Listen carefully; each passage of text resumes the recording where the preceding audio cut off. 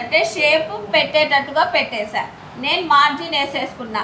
ఇదే మార్జిన్ నాకు front side shape వస్తుంది కాబట్టి ఈ స్కేల్ని అలాగే పెట్టేసి ఇక్కడ 1 ఇంచ్ మార్జిన్ పెట్టుకున్నాను కదమ్మా, ఆ 1 ఇంచ్ మార్జిన్కి షేప్ అలాగే పెట్టేసి ఇలాగ ఫ్రంట్ సైడ్కి నేను ముందుకు జరుపుతా. క్లియర్ అమ్మా? ముందుకు జరిపి నేను ఇక్కడ ఒక 1 ఇంచ్ మార్జిన్ పెట్టాను కదా, ఆ మార్జిన్ లేకి కలుపుకుంటాను. ఇక్కడ 1 ఇంచ్ పెట్టాను కాబట్టి ఇలాగ షేప్ ముందుకు జరిపితే ఈ మార్జిన్ పెట్టలేదు. ఒకసారి గమనించండి.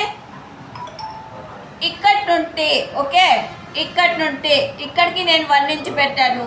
ఇదే స్కేల్ని ముందుకు జరిపితే మనకు ఫ్రంట్ యొక్క షేప్ వస్తుంది.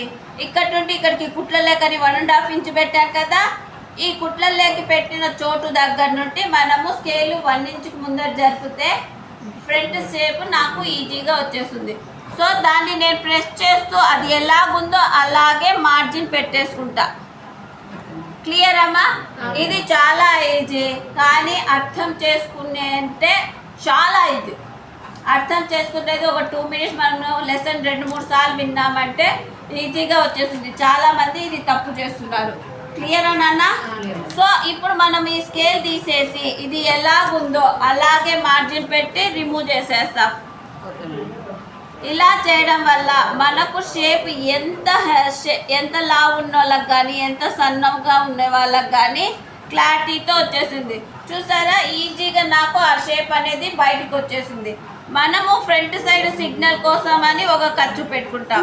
క్లియర్ అన్న? అర్థమైందా క్లాస్? ఇంకేమన్నా డౌట్స్ ఉన్నాయా? Class right. ఈరోజు మెహతా డ్రెస్ అయిపోయింది. నాకు చాలా సంతోషం, ఎందుకంటే ప్యాచ్ పల్లాబా